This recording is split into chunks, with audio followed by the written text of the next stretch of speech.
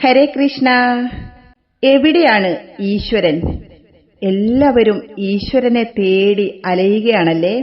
എന്നാൽ ഭഗവാൻ ഭഗവത്ഗീതയിൽ തന്നെ പറയുന്നു, 18-ാമത്തെ അധ്യായത്തിലെ 61-ാമത്തെ ശ്ലോകത്തിലും 15-ാമത്തെ അധ്യായത്തിലെ 15-ാമത്തെ ശ്ലോകത്തിലും അതെപ്പോഴും എല്ലാവരും കാണാതെ പഠിച്ചു വെക്കുക, അറിഞ്ഞു വെക്കുക. 18-ാമത്തെ അധ്യായത്തിലെ 61-ാമത്തെ ശ്ലോകം, ഈശ്വര സർവഭൂതാനാം ഹൃദ്ദേശേ അർജുന തിഷ്ഠതി ഭ്രാമയൻ സർവഭൂതാനി യന്ത്രാരൂഢാനി മായയാ. ഈശ്വര സർവഭൂതാനാം ഹൃദ്ദേശേ അർജുന തിഷ്ഠതി ഭ്രാമയൻ സർവഭൂതാനി യന്ത്രാരൂഢാനി മായയാ. അതുപോലെ 15-ാമത്തെ അധ്യായത്തിലെ 15-ാമത്തെ ശ്ലോകം, സർവസ്യ ചാകം ഹൃദി സന്നിവിഷ്ടോ മത്തസ്മൃതിർജ്ഞാന അബോഹനം ച വേദൈച്ച സർവൈ അഹമേവ വേദ്യോ വേദാന്തകൃദ്വേദവിദേഹ ചാഹം. എല്ലാവരുടെയും അന്തരാത്മാവായ ഈശ്വരൻ നമ്മുടെ മനസ്സിന്റെ ഉറവിടമായി തന്നെ സ്ഥിതി ചെയ്യുന്നു.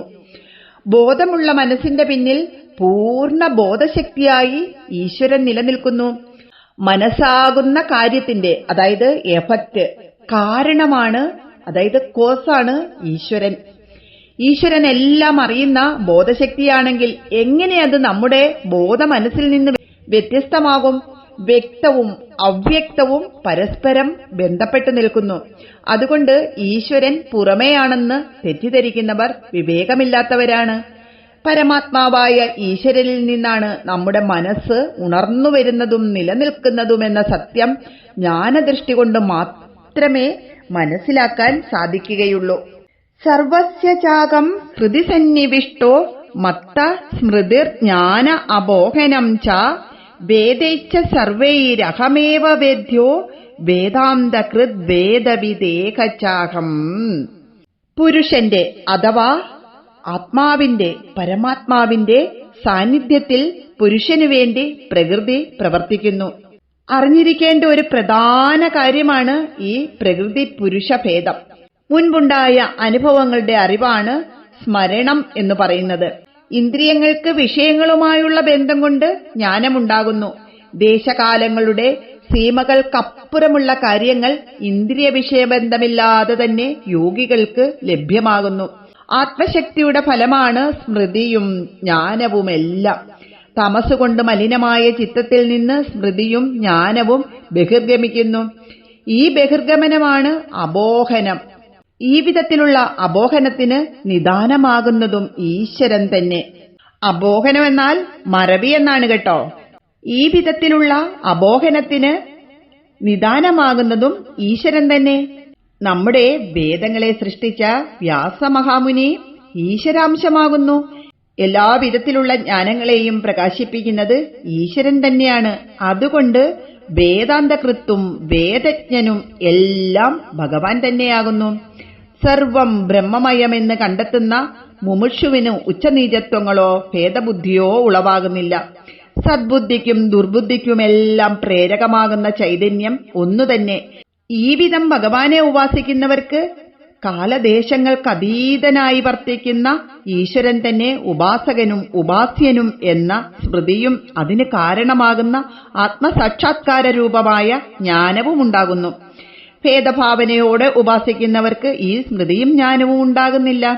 വേദാന്ത ഉപദേശം നൽകുന്ന ആചാര്യനിലും വേദാന്ത ശാസ്ത്രത്തിലും സർവേശ്വര ബുദ്ധി ഉണ്ടായിരിക്കണം.